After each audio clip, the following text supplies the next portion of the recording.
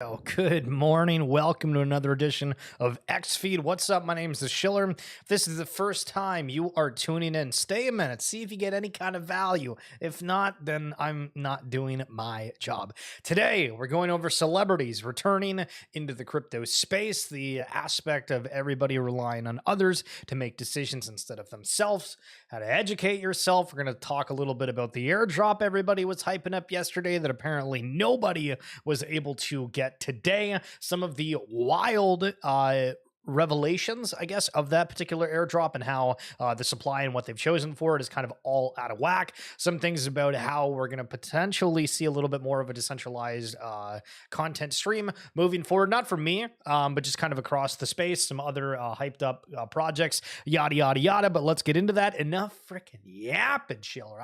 Okay. Woke up and I got followed by this account. So I guess the Root Network, they're going to be changing up their Root Explorer. If you know, Etherscan, how it's really easy to use. The one for Root wasn't that great, but looks like there is something that's coming in there and is built by Sanctum AI, which is kind of spicy. Seeing more and more AI pop out here. Okay, so I've been uploading a ton of shorts. And if you haven't seen across YouTube Shorts, across TikTok, I post some of them on Twitter, but if you're really wanting to see a lot of them get kind of bite-sized pieces, this is a place to go. But I want to review this one because this is what we went over the other week, and I made assumptions of what these different collections were, or at least the single NFTs that went to the absolute moon. And I was right on some and wrong on others, but let's recap right quick from the top of NFT sales from, I guess, kind of ever. And the top of last cycle in terms of the highest NFT PFP sales, a CryptoPunk, I think that was an Alien 8,000 Ethereum. A Bored Ape went for 869. A Mutant Ape, I think one of the Mega Mutants, went for 500 ETH. Azuki for, I'm assuming, one of the spirits, upwards of 420 ETH.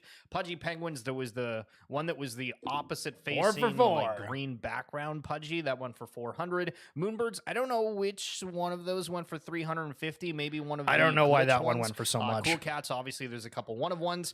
Doodles, again, I'm not really sure. Wow, it must have been one of those like cats for 296. The monkey. And then Oni Force might have been the Logan Paul one. And the might have been kind of crazy to look back at that. And of course, immediately we have we have the lovely, I guess we'll call it normie crowd, coming in giving different opinions on things. I'm convinced these NFTs that sell for crypto are huge drug trafficking rings receiving money from China so China can flood the market with synthetic substances to get back at the English Empire for the heroin they pushed into China in the early 1800s. What the hell is this? One thing I've noticed is from posting more and more content is the conversations that you have with people are absolutely ridiculous. We'll get into that clip here in a second, but if you haven't seen Robotos, I guess they are just donezo. They're saying it was a good run. Thank you. Okay. Nice. So for anybody that doesn't know, Robotos was created by an artist named Pablo Stanley. I believe he's Mexican, and there was a lot of hype around the original collection. I don't know really why, apart from the aspect of, man, is trying to. That's a stone. Fabian, oh, that's pretty good. Not bad. Okay, all right now. Split it? No, it's fine. Sorry, excuse me. I gotta chew for this. Daily distractions while we're on the stream. Crazy. So Robotos, again, I don't really know like what the hype was around this. Like I thought aesthetically they looked pretty good. You know, your cute, cuddly type of NFTs, maybe not like overtly cuddly, but you know, relatively nice looking, kind of fits a certain genre. When we go to the website here, I guess you have to sign up for Botto. I don't know. Again, all these websites are just absolutely awful. Anywho, these things went to like an ETH at a point. I had friends that made absolute ton of money on them. And looking back, it's like, okay, well, what did they exactly do? Right? Like if you're trying to, if I'm saying right here, I know a lot of you guys have been in the space for a while. What did Robotos do other than create some art? And we've made the arguments of it's fine if they only go into art, but at the same time, Pablo Stanley went into this thing building humankind, whatever that is, and they put random things on these lunchbox NFTs, try to sell things. Hello, Kinds, we have an important date regarding the Humankind Conference. It has been put off until March 21st.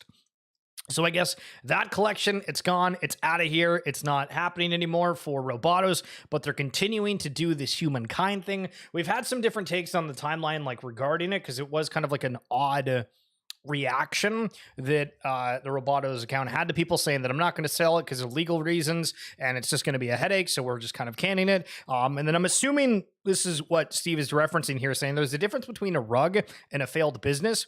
We'll continue to see NFT projects from 2021 and 2022 fold for a variety of reasons. That's the nature of entrepreneurship and small business. Not everything is a rug just because it doesn't work out. Now, I agree with this sentiment, but we're seeing a lot of collections that are kind of like him and Han around, like, is anything still going to happen? And that's why, you know, when we do these streams, I keep preaching like, yo, find out who the hell has these bigger teams, who has these war chests per se, and who has the grander vision with these big partnerships, because we're going to continue to see stuff that you could still end up getting value from with the you have the assumption that something's going to still come of it when that might not be the case. And we just saw that with Roboto. So again, might seem a little bit harsh, but be super critical about everything right now because, you know, it sounds cool. You like it. You're here for the art, yada, yada, yada. And then when something like that happens, you're like, am I really here for the art?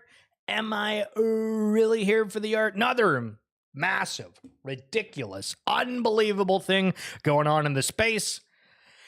Another CEO quit immediately after event. Yo, McLovin, what's going on? Don't worry, the game is on the way in a couple more years. Stay tuned. Truey. Good to see you, my guy. Okay, so Jaden here is saying, let the Teddy's NFT founder be a lesson. We've already had this repeatedly. If you're new here, holy jeez. You can't trust people. There'll always be bad actors. After minting what looks like to be 10,000 NFTs at one soul each and raising over $1 million, a week later, the founder decided to step down because they've hit their limits. These guys thought about it.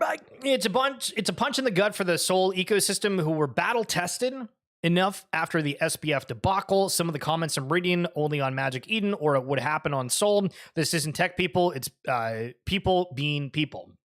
Okay, so this is it's a very fine line. Because when we're in this position where we have this kind of open forum, we go back and forth, I really want it to be something where, you know, we both have some kind of like educational value out of it, right? Like if you watch these streams and you like walk away and you're like, okay, like I didn't really get anything out of it, then I didn't do my job. And there's going to be a lot of you that have been in the space for a while that maybe think some ways I do, maybe think some things I say is offside. That's totally fine and that's good because everybody's going to have their opinion. So as we're going through these things, please speak up if you think something is a little awry. However, man, these new projects, it's unbelievable. This is why I don't really talk about many new things. Sure, if you're a project out there and you're, you know, I've had people reach out and wanting to do stuff, I'm happy to make some videos for you and stuff, but it's, you know, it's more the sense of, you know, hey, let's highlight what you guys have. We'll package it in a video and then you can share the world with, hey, here's what our goal is. But then even when you do that, you still have these stupid things such as this that happen. So dear holders, not easy to say, but here it goes. I made the difficult decision to step down as the CEO of Teddy's. From the beginning, I had huge dreams for what we could achieve, but the truth is I've hit my limits. It's been a week. I've been listening closely to the concerns voiced within our community about our team's experience and the ability to scale Teddy's to its full potential. Again, full potential is all this like hyperbolic, like just everything has a ton of potential, but does it actually, right? Is that just a buzzword? You are right to raise these concerns. The truth is our team, while passionate and dedicated, has faced limitations and experience that are necessary for taking Teddy's to the massive heights we all dream of. And this is why you need to look at the teams and figure out who's got the capability to do stuff and who's got a ton of money, because that's the only thing that's going to win out, apart from absolute drive and dedication, which we're seeing is a thing that doesn't really exist for most people. Recognizing this has been a humbling and eye-opening experience for me. I bet. You, our community, deserve the best, and I have to face the fact that I'm not the right person to lead us there. With the future of Teddy's in mind, I am excited to share that a reputable Web2 company has extended an offer to acquire the Teddy's IP, because the Web2 company is going to get all of the funds from this to be able to fund their own stuff, and it can end up being a slow rug. Story time. Actually, hold on, McLovin. Schiller, I always walk away from the stream and say, what a fish the Steve guy is. Why am I following him? Truly. So, again, story time. Looks Lab was something that I was really into. There's videos of it. You could see kind of like what it was looking back. You're like, okay, like, was that really capable of doing a lot of things? I met the team. Things were amazing. Like, I went to VCon. We literally met all of them, and we had all these plans for these great things. And then the head guy for it ended up rugging everything. He was in charge of the treasury. Huge debacle, yada, yada, yada, yada, yada.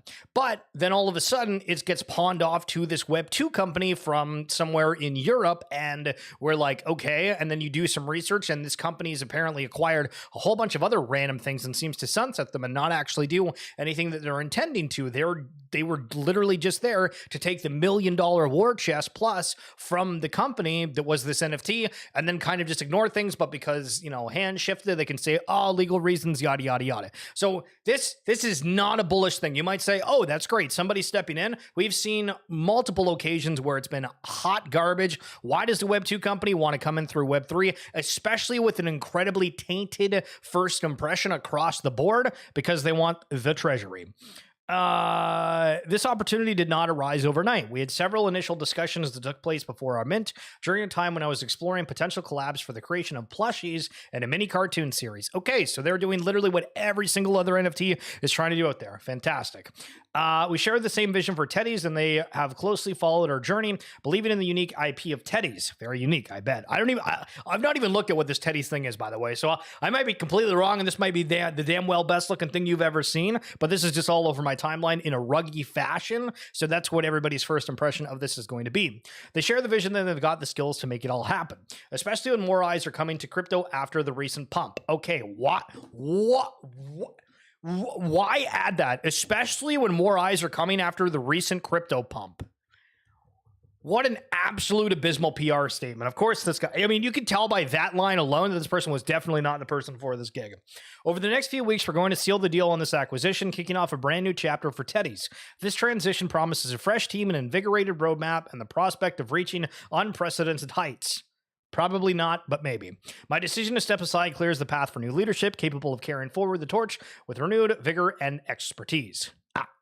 Hey, dude. So, thoughts? Do we like the CEO? How is the letter written? Rated out of 10. Now, if you haven't seen, Starkware is a protocol that is launching an airdrop, and everybody was out yesterday tweeting different links, highlighting what they got for it. And so this is an example. I checked it. I didn't have anything. The thing you've probably seen on your timeline, I'll try to bring it up if it's a part of one of these. I didn't save it, son of a gun. But you had to do a drop down. You put in your address, and then it said you've interacted with X amount of contracts way back in the day. You're an early crypto adopter. It's likely that you'll get a portion of this airdrop. Now, most people that I've seen today that posted yesterday of being able to claim that weren't eligible right now. Is that something that opens up in a few days? Is it, different windows for different people? I have no idea. But Loopify here highlighting, is this real? The allocation was actually pretty good for real devs, early ETH stakers, so on, ignoring farmers. But doing this completely changes things. 2-month cliff for investors. So when we see this, it's interesting because every time we have a token distribution, think of ApeCoin, how they have ape stakers, and then there's a vesting period where it's kind of like the cliff, right? And so they're highlighting down here to align long-term incentives of the investors and early contributors with the interests of the Starknet community and following common practice in decentralized ecosystems. All tokens allocated to investors and early contributors will be subject to the following lockup schedule, where percentages are based on the total token supply. Up to 13.1% on April 15th of this year, up to 0.4% on April 30th of this year, and up to 0.8% in equal monthly installments over the next 31 months. So they're basically having a huge drop off or kind of unlock for this, which is kind of interesting. I guess Loopify is saying that that's bad. I'm not familiar enough with various tokenomics to say, oh, that's really bad, except for the fact that if it's like the entire supply, right? Because when you look at tokens and you say, as it goes through here, the foundation, circulation, donations, community provisions, etc. When it's an entire abundance of a certain percent that's unlocked immediately, that's where things get a little fishy, because then it's like, people are like, oh, I'm up, whatever, let me just jump out. So I think that's the reason for it. Just one significant allocation. There's the whole thing. It's not everything. It's only that 10%, I guess, because they have that highlighted on there. It's still kind of crazy nonetheless. Okay, McLovin, Schiller. Okay, let's get serious for a second. Out of all the collections you had on the stream over the years for an interview, how many projects would you guess actually panned out? That's a fantastic question. So the Land Vault interview, they ended up getting acquired. They're still doing stuff, and I think there's actually a token launch coming with the new owners of that. So that was one. Jenkins the Valet still is around, so there's that. Pixel Vault is... I mean, I could fire off all the ones that didn't, like, really, really quick. But damn, yeah, I mean, like, we interviewed probably like 40, if not more teams, and maybe like 5 of them are still doing something, which is crazy. But Josh Ong here highlighting for that Starknet airdrop. If you're wanting to check out your own allocation, you don't need to like log in or anything. It's provisions.starknet.io. Leave it up on the screen here for a second. Hit the print screen, bring it up in Paint, save it if you want, or just type it in, provisions.starknet.io. Put in your wallet, see if you got it. You might have something in there. Okay, yesterday we highlighted about how you are all getting incredibly engagement farmed. So here's an example. The seeds you're sowing now will be crops you're picking in 2024 or 25. Pick the right alts because you're only a few 10 to 100x's away from changing your life and your family's life forever. What alts are you choosing? Okay, then. Again, these are all over my timeline. I see a ton of you interacting, shilling whatever your bags are. Yeah, all right. You guys can do better. I have faith. You guys can do better than responding to these type of things, to be honest. Okay, so I want you to think about your top 3 favorite NFT projects that you hold, or maybe you don't even hold that many. But let's assume that the audience here, aka you, how you doing by the way? Doing all right? Me too. Thanks, bro. 3 years in Web3, most projects fall in a one or a combination of the following. So of the 3 projects you're thinking of right now, which of them fall into NFT collectibles? Which of them fall into content in art and animation? Building a game or metaverse, physical goods, toys and apparel, events / IRL activations, and releasing a token. Now, I feel like releasing a token is not really its own kind of thing here, because I mean, he's saying that they could fall in like one or a combination of the following, right? And when you look at things, I mean, so think of Bored Apes, right? Well, they fall under the toys, they fall under metaverse, they fall under content technically. They have the NFT collectibles, they also do events, and they're releasing a token. So it's literally everything, right? And there's a multitude of collections that fall under that. But when you think of, some of the smaller ones, they do, some of them really only fall into like 1 or 2 of the categories for it. I haven't seen too many that are only for events and IRL activities. It seems like that's just a bonus perk for it. But at the same time, well, I mean, I guess VFriends, yeah. I mean, does VFriends fall into like just events and IRL activations for VCon? I think maybe, kinda. Okay, this is kind of neat. We built a tool that detects Web3 front-end attacks. We highlighted somebody that got phished the other day from going through the Artist Genuine site. I guess the front end got compromised, and so kind of funny timing here. We have somebody that's dealing with that situation. It would have caught the Frax, Balancer, Galaxy, Velodrome, and Aerodrome front-end hacks. These hacks all happen the same way. A hacker pretended to be the team and tricked the team's DNS register into changing the name servers to something malicious. So we built a tool that monitors the top 3,000 Web3 domains for name server changes, sends notifications and alerts the team if there are unexpected changes. If you're a Web3 user and don't want to get hacked, you should subscribe to notifications for the protocols you use. If you're running a Web3 front end, you should make sure it's on your list. So here's kind of the breakdown from this guy, but it sounds like this is actually something that's very useful. Yo, this is Russell from Dappling. We've been working on this tool that helps detect Web3 front-end attacks. Recently, there have been several DNS hijacking attacks with Frax, Balancer, Galaxy, Velodrome, Aerodrome. They all happen the same way. the registrar they were using got social engineered, and a hacker was able to change their name servers to something malicious. So what this tool does is it monitors over 3,000 different Web3 domains, and if their name servers ever change, it sends out a notification to anyone who has subscribed to changes on this domain, and it also updates this list with when their name servers were changed and what they were changed to. So there's two main use cases for this tool. One is if you're interacting with protocol and you want to make sure the domain hasn't changed recently, you can search that and make sure that it has had no recent changes. Use case number two is if you have a protocol and you want to be aware if something happens with your domain, you can also get it added to this tool, or any dappling deployments get added to this and get this DNS monitoring and notification system out of the box. If you're interested in learning more about how it works and why we built this, you can read this blog right here.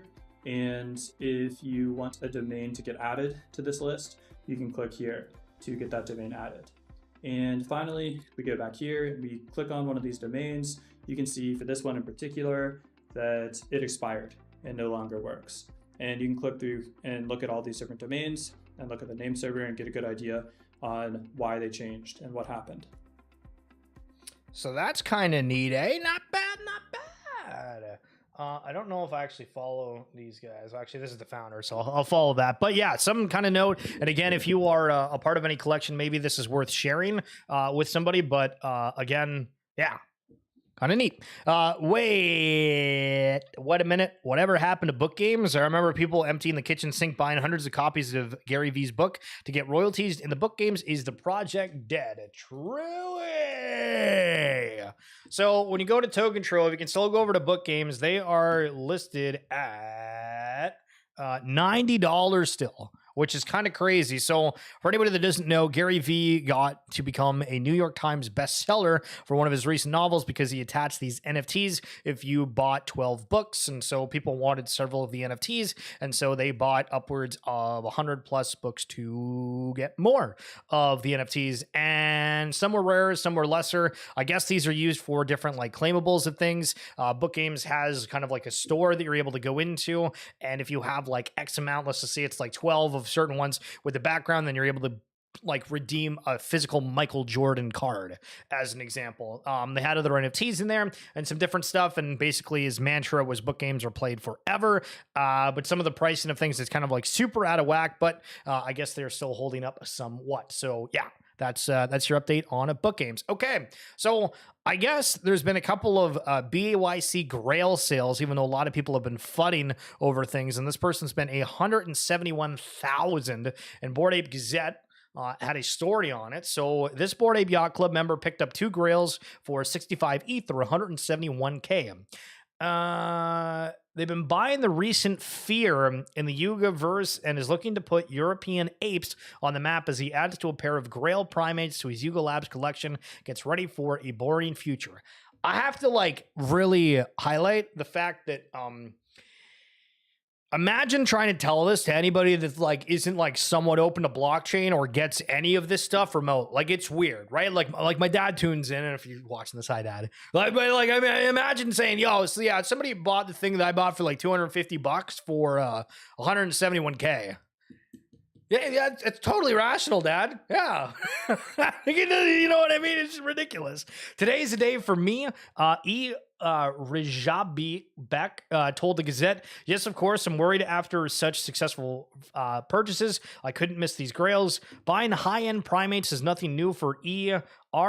In fact, he has been quietly accumulating an impressive collection featuring a bunch of grails. So people are out here, they're buying apes. I started sniping grails because these are incredible deals these days. I'm glad that we still think that these are deals. You can get amazing apes. I am bullish on the club. I want to position myself for the future and also want to put Europe on the map. I want to shout out the Czech and Slovak Ape Yacht Club because they helped negotiate some of them. We are building a strong community here. I own 10 apes now, 5 MAYC and 12 BAKC. Apes strong together, 2024 is ours. That's crazy. Papa Schiller, what up, bruv? Your son means well, and he is just a full sender. Oh, McLevin, this guy's crazy. So Doodles as well. We just saw a couple apes go for 171,000 and a singular Doodle going for 187,000. I'm trying to convince people that these are not wash sales and there's actually genuine interest in there. It's surprisingly harder than you think. Here we can hop on, turn on the screen. We're speaking to an audience that understands. Why would you spend several years' salary on a single image? Because we're going to make it, right? Right. Zuck on the Apple Vision Pro. He's still got the fire in him. Love to see it. So here's Zuck's response to the Apple Vision Pro. I'm curious, do any of you guys look at them? The hype for them, I feel like, lasted a single day on the release, and then it's gone nowhere. But let's see what Zuck's got to say. All right, guys. So I finally tried Apple's Vision Pro. And, I have to say that before this, I expected that Quest would be the better value for most people since it's really good and it's like 7 times less expensive. But after using it, I don't just think that Quest is the better value. I think that Quest is the better product, period. And, the different companies made different design decisions for the headsets. They have different strengths. But overall, Quest is better for the vast majority of things that people use mixed reality for. Now, my friend Kenny is actually capturing this video on Quest's high-resolution mixed reality pass-through right now. We're just here in my living room, and you can see his browser windows and whatever else he's got running up here. So yeah, Quest 3 does high-quality pass-through with big screens, just like Vision Pro. But we also designed it to be great for a lot of other things: moving around, playing games, hanging out with friends and socializing, working out, and more. Quest, I think is just a lot more comfortable.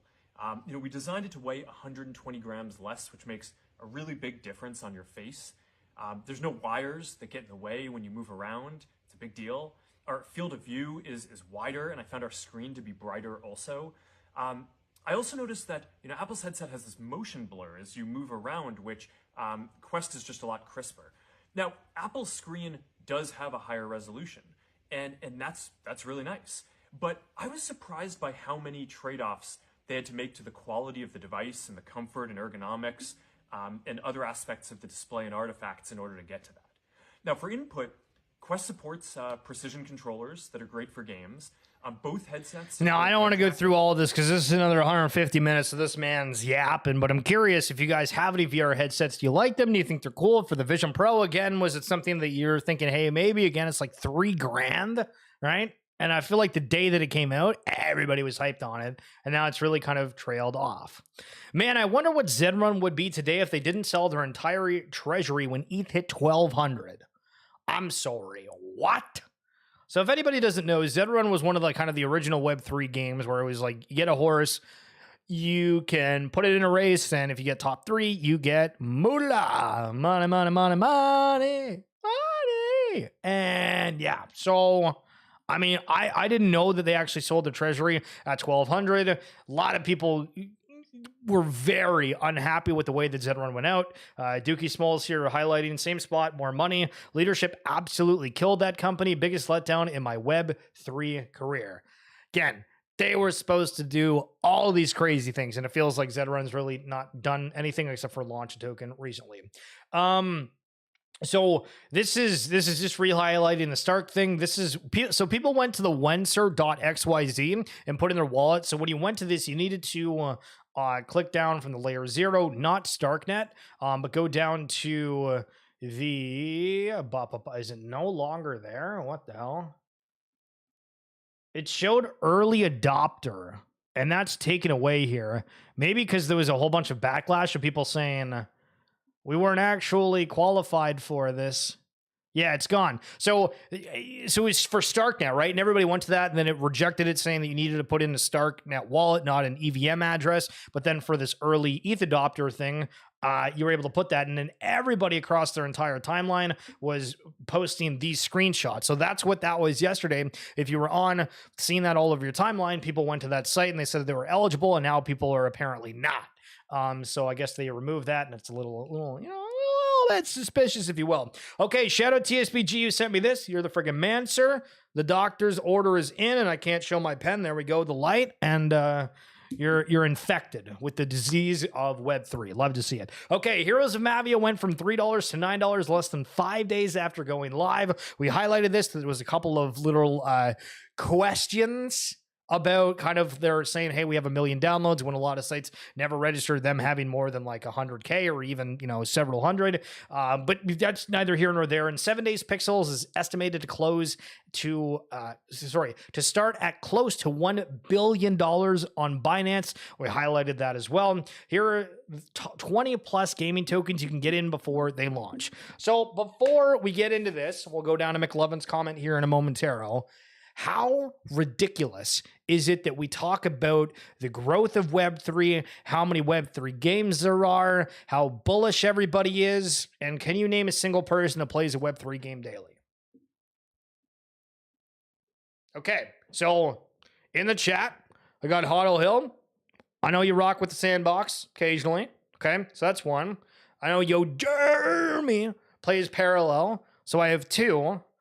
And then I guess we can throw in Legends of Mara, and I have people that are kind of passively know we follow each other on Twitter, not necessarily talk all the time, but they're a part of things.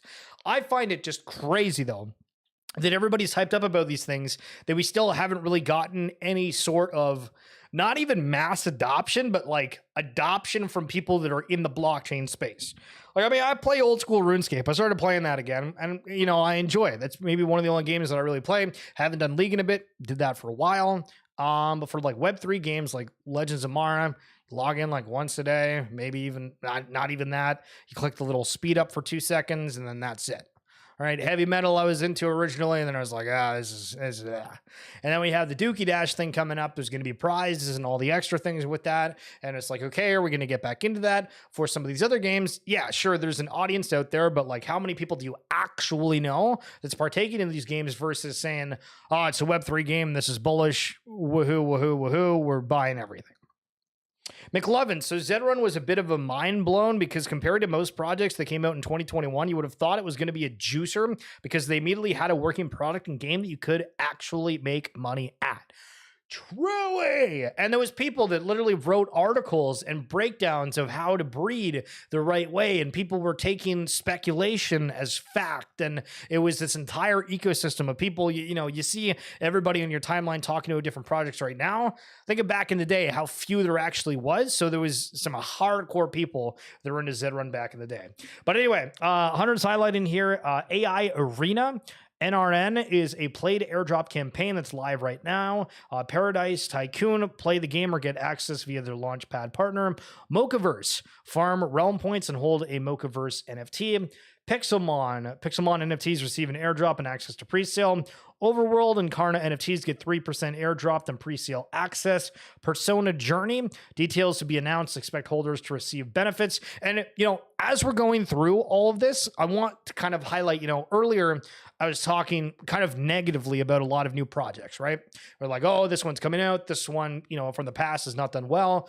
And I'm aware that there are going to be ones that are very, very successful, but also try not to get swooned by the hype of things. Try to look into something, see if there's actually demand for that, if the game's good. A lot of these things are literally just card games, which is fine. Card games are fun, but think of how many other variations there are of them out there. Aperon NFT, play to earn airdrop points, which convert to tokens. The labs, stake the lab passes or play their games. QRO PO World, hold animate or citizen conflict NFTs and play their first person shooter, and then a whole lot more. If you're wanting to check out this thread again, it's at Hunter Solaire _ just pause the video if you're watching the VOD, and then you're good to go on that one. But still, an absolute insane amount of things that are coming out. Okay, I want to go back to this for a second because I was going to play it earlier, but I'm going to play it now. This is kind of the definition of what the top looked like for anybody that wasn't there. So when apes were 200K, people thought that it would be a good idea to brand their business around a Bored Ape. And again, think about it. There's a whole bunch of people within the crypto and NFT space that are connected to these Bored Apes. You're trying to find buyers that potentially have money. Obviously, everything that went around with Yuga, there was a lot of liquidity flowing. And so the MLS, for whatever reason, bought this ape. And then they tried to build an entire social profile around this ape to get people to watch the MLS. And Get Engaged is the company that did it. I don't know if they're even trying to do anything more with it. Last tweet in 2023. But I mean, obviously, what's your Super Bowl predictions? Use the like button if you don't have a date for Valentine's Day. I mean, like, listen, the effort here is rather minimal. I'm not going to lie. So that's one of the crazy things that happened back in the day of people buying these apes because they thought it would actually increase their business, their social engagement, et cetera, et cetera. So when you see people out on the timeline saying, bring back the culture, make apes great again, yada, yada, yada, that was the kind of notion that it was at a point, which I feel like is very hard to grasp right now after recent weeks, but that was genuinely a thing. They had like a graph on how to succeed in the game. Yes, I remember all that, McLovin. It was a time. Okay, so off the rip, we talked about kind of like decentralized media and just the way that things kind of like are and how these blockchain protocols and applications are potentially going to change up how we interact with media. And so again, the gala news of the day, this is one of the reasons Jon Stewart should consider Go Gala Films for his content platform. I haven't read this. But just kind of going off the title, Jon Stewart says Apple TV Plus canceled the show because they didn't want me to say things that might get me in trouble. So this is something kind of across the board right now. Obviously, we had the Tucker Carlson interview with Putin. There's, all these things. People are saying, oh, Joe Rogan, this or that. And, there's all these people that say different things that people agree with certain individuals, not with others. And I mean, I guess it's like a platform thing where you have to like kind of stand by it when you have people that are big enough to have like a say, right? Like if I was going to go on some show and say some like crazy shit, nobody would care, right? Like nobody would care at all. It probably wouldn't change anything. But when these big companies, right? Like we'll use the Tucker Carlson, Fox, it's like, hey, we're endorsing this guy. The people that put multiple millions from sponsors, whatever have you, there's a lot of extra things that go on with that where that platform could remove it. We'll see kind of what happens with X and Elon Musk. It seems like he's leaving a lot of things up here, but it looks like Gala Games is trying to throw their hat into the ring saying, hey, maybe you should come to Go Gala Films. Why do you think something like Doodles is still a juicer? What kind of utility have they actually provided to their community? McLovin, you're the best. You are the best because this is what I've been trying to say over the past week. I am a believer in the Web3 IP world, right? I love it. We've been covering it. I've bought into things. I'm excited about it. I've interviewed the Doodles team before. It is something that I'm passionate about in general. However, when we check out the websites, when we go over what's actually been accomplished, we fall into a lot of categories of, okay, for Doodles, they've had these, they have this play place that's in Chicago for kids. That's cool. They've had pop-up events per se where they kind of have like this Doodles world, if I remember that's what it was called in Texas or something along those lines. Okay, that's cool. They've done some physical collabs where they have the Doodles character you can buy as the physical form. They have the alien character. They now have this G-Shock collab. They're partnered with Pharrell Williams and they're coming out with a TV show and music. Okay. Is that what we're super excited about? Because then we go on that, and then we can kind of go down the list. And when you make an argument for every collection, right? And I'm probably missing a lot regarding Doodles. I want to highlight that. But then when you go to their site, they don't really give you extra reasons of like why you should be paying attention to that. It's all just a speculation. And so one of the other things that I was thinking about last night, because I think about you guys a lot. I'm like, okay, for tomorrow's stream, what's a good topic, et cetera, et cetera. And when you bought a Doodles, what'd you spend? Like 0.1? So it's like $200. So for $200, maybe it's 0.8. I don't know. Let's say $200, maybe a bit more. Well, $300 to be safe. So you spend $300, you've gotten these airdrops of the duplicators, you've had the opportunity to pay for these clothes that were like vastly overvalued, and obviously looking at it now, you can say, okay, those that weren't really worth buying into. They've done these things where you could purchase other things, and they've just trying to grow in the brand. They've done pretty good with the gifts and whatnot, and they have that social presence, and it's given me potentially a certain kind of following if I've used it as my profile photo on X. So, for $300, okay, I mean, listen, you get a hell of a large DoorDash order, maybe twice in one day. You double dip, you get dessert, you give a hell of a tip, and I mean like a hell of a tip. 3 orders in a single day. It's probably the same. as the price for the Doodle original. And you could argue, I think very, very fairly that, okay, I've gotten, this was a good, I'm happy. Similar to like, I buy a new jacket, I like the look of it, it's great. But what happens is now we have the secondary market involved and everybody creates these narratives. There's this aspect of this is going to be bigger and better. And it very well can, but at the same time, you have these NFT leveraging protocols that, a lot of people are saying, oh, this pudgy pump is purely because they're on Blend and these other things, and they're getting lent more. And now we're seeing what propped up apes. The liquidity from there is now shifting over to pudgies, and that's the only reason it's going up. Obviously, there's more factors to things, et cetera, et cetera. But that's one, like, for somebody that's new coming into the space, yeah, think of all the factors we have to go over from like just the simple basic original mint of like a couple $100 for this cool digital collectible to wait, those are selling for $7,000 now? What? And remember, there's like 10,000 plus of them, like across the board, right? From all of the top collections. But let me go here to 1 second. 2, 4, 6, 8. Who do we appreciate? Schiller. I'm just kidding. Okay, so yeah, not even something. What? These are $10,000 right now for the lowest doodle. That's like a bearded man lady, whatever this is, right? $10,000. That's crazy.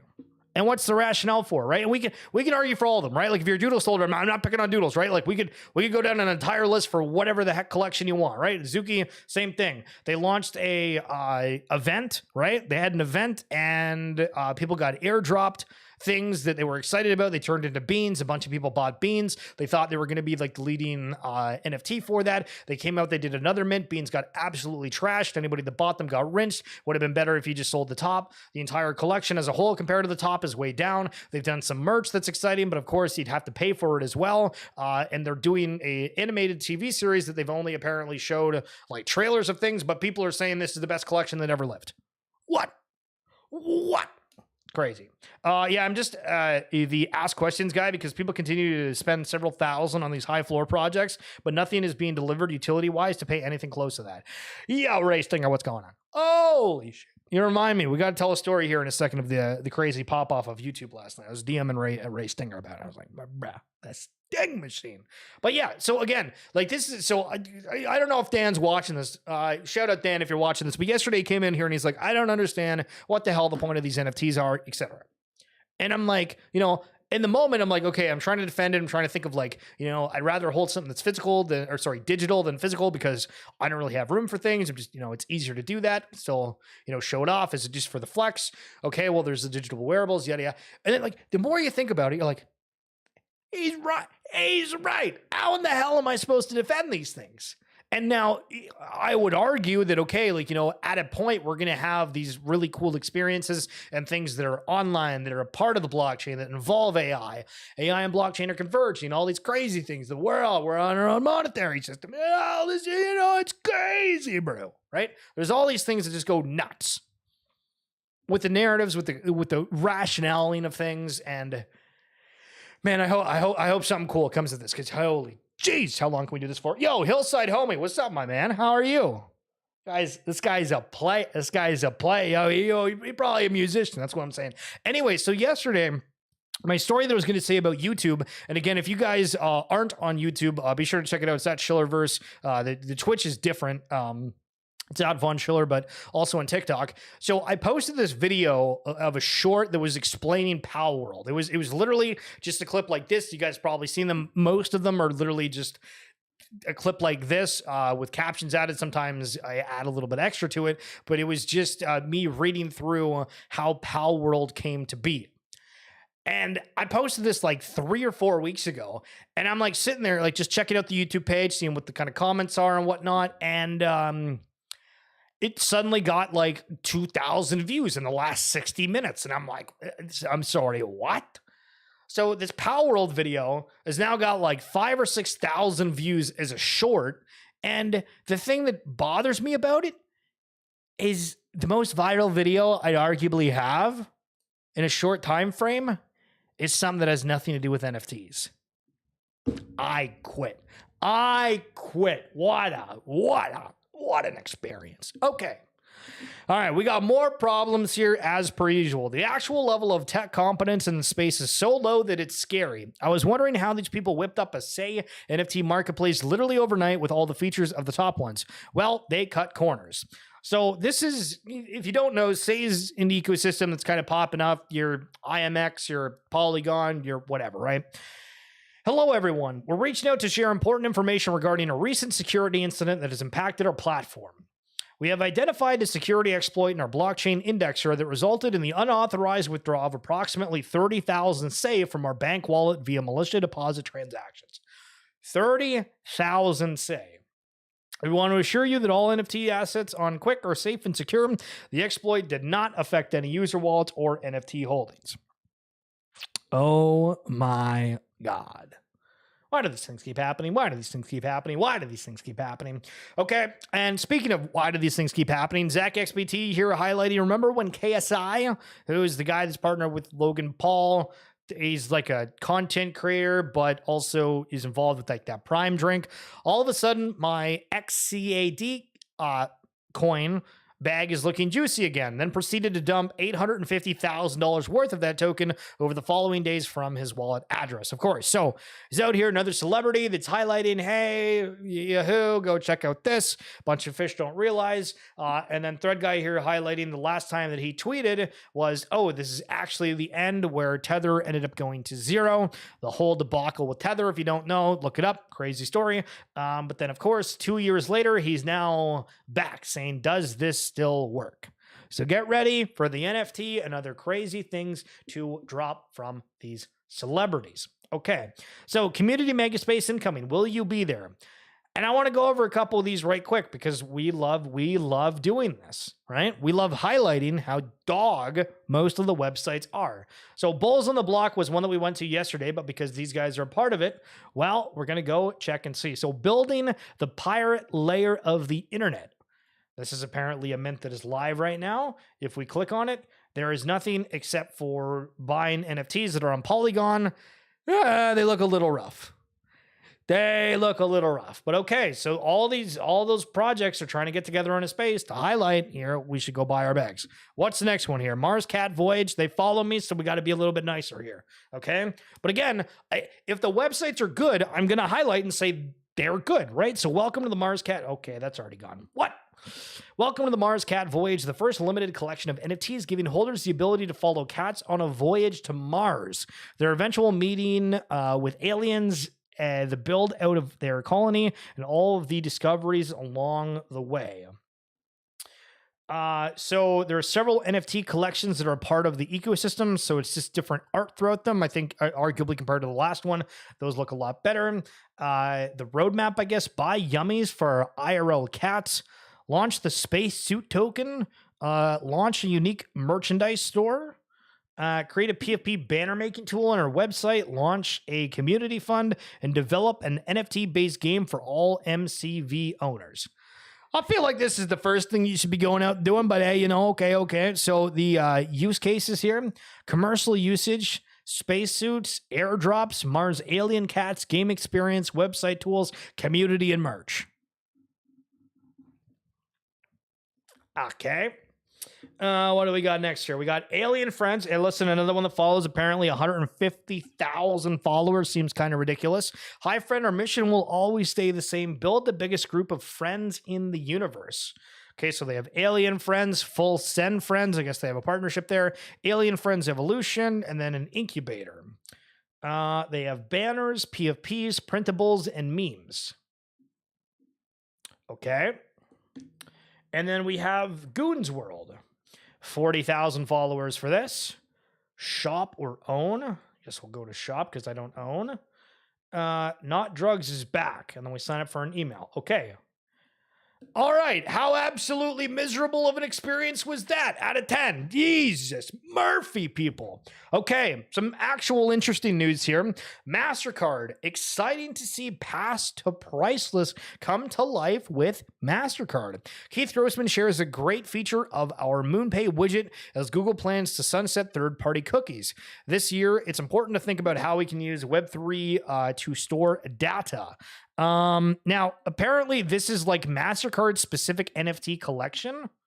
So damn it, we're gonna have to accept the cookies. We ate the cookies. But here's an example. So 2024 UEFA Champions League, share the love of football, share the love of the game, play trivia and win. Collect the MasterCard X UEFA Champions League pass to claim your key to winning big prizes.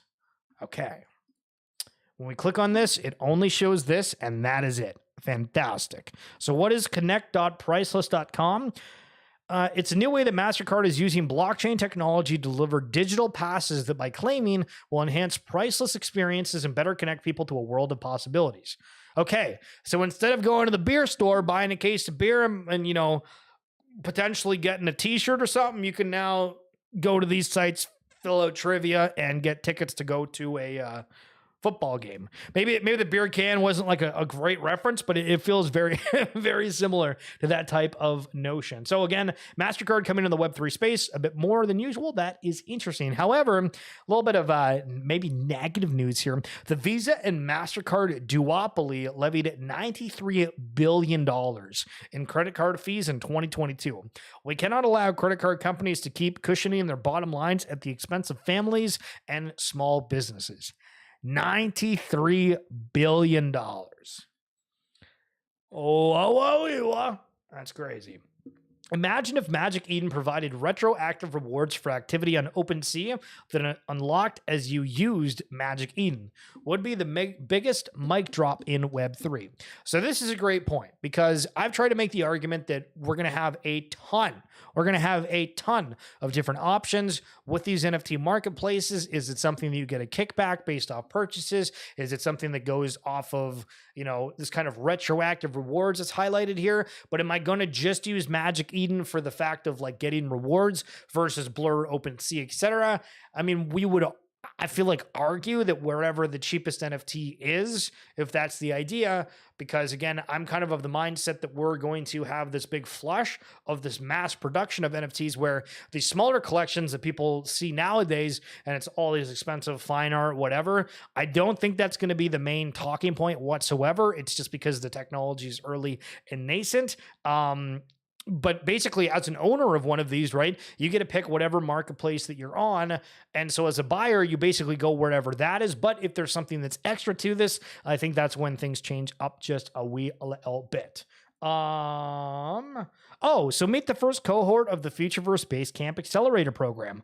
The 7 chosen companies specialize in payment experiences, AI development, data analytics enhancement, and Web3 native methods for user base building and retention. So for anybody that's following Futureverse, they have a partnership with Outlier Ventures that is it was like a $50 million fund. And if you had a business building on blockchain, you were able to kind of go to them and say, hey, like we want to get some funds from you and we will build specifically with Root, Futureverse, et cetera, et cetera. So one of them being Introverse.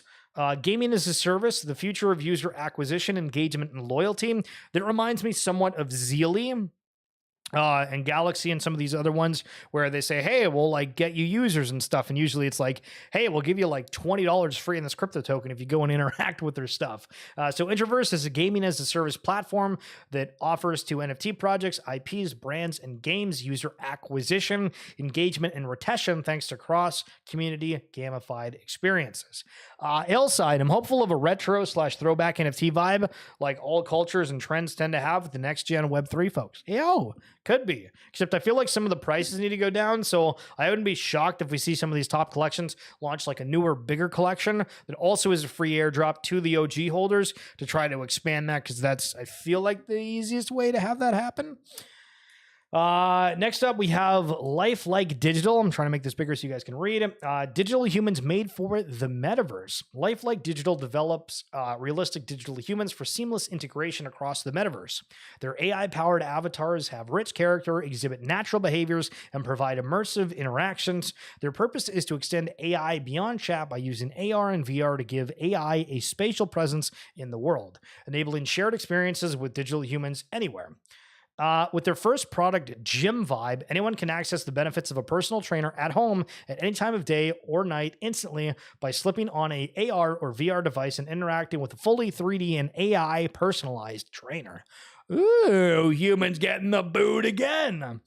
Mint Pass. Mint Pass is a travel companion app for earning rewards from your travel recommendations. You probably get the idea for that one. Plurality, personalizing Web3 accounts. Plurality lets users create personalized Web3 accounts through easy onboarding and the option to connect their plural personas from existing social profiles. By connecting Web2 data with the Web3 account, not only do users own their social capital, but can also selectively share it with dApps to make a more personalized experience. Wrecked. We know what that is. Interactive, on-chain, Oracle, and infrastructure to build user-generated wagering markets. Okay. Yo, who out there bets on sports and stuff? This one sounds kind of interesting. User-generated wagering markets. Rect is an on-chain Oracle and platform for developers to build custom wagering markets. It processes real-world digitalized data sets and generates competitions requiring a wager using ML tech. Rec Team built the first and only skill-based market for the Roblox ecosystem that attracted 12,000 players that played 2,000 plus challenges in 2 months and currently working on the next market at the intersection of SocialFi and fantasy sports. Spark, payment orchestration for crypto. Spark integrates with products and services from crypto and TradFi, providing powerful workflow functionality through a unified interface. Nuancon, collaborative game and narrative design software. Nuancon exists to democratize game design and make the creative process of building expansive game worlds accessible to more people, leveraging advanced AI tools purpose-built for co-creative storytelling and game design. And they're just kind of highlighting some extra things within there. So that's some of the stuff I guess we're looking forward to within Featureverse. Okay, so from CoinGecko here, top NFT blockchains by market share and trading volume. This is updated as of February 5th. So we scroll down here, again, market share of top 10 NFT chains, and wow. What do we notice here? Ethereum, except for the fact that things started to change a little bit towards the end of last year. So Ethereum, 87% dominance down to 34% dominance, where Bitcoin and Solana really started to take off. So the entire ordinals wave here, we can see how big of an impact that actually had, and same with Solana. Then you look up here, you have the Polygon, the BNB. It's so much smaller. But it is crazy and something to note of how much the Bitcoin ordinal space really popped off. So when you see people talking about that, maybe, just maybe, it's something to talk about. Just like this stream, if you got any friends that are into Web3 and you're like, yo, I watched this guy named Schiller and you might enjoy it too, please pass it along. If you're wanting to support the stream at all, of course, there's Twitch subs and we do have YouTube memberships for, I think, like $2.99 per month for that. Trying to keep it short, simple, and sweet if you are wanting to support. But of course, you guys just watching and chatting with me is all that I need. Appreciate you guys tuning in, going through the chat here. We got Hillside Homie, we got Ray Stinger, the one and only McLovin, Hoddle Hill on the lurk, and all of you beauties that are in the background. Really appreciate it. Hillside Homie, ETH Marketplace on Solana on 17th, right? Yes. And so that's the other big news that we have is from Magic Eden and Yuga Labs. We're waiting to see that marketplace launch. I thought that it's not the 17th. It's like the 23rd or 27th. I thought it was much later in the month, Hillside.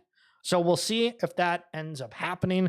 But with that said, that's it for me. Again, really appreciate you coming by, pal, and everybody else. Enjoy the rest of your day. And of course, I will see you tomorrow.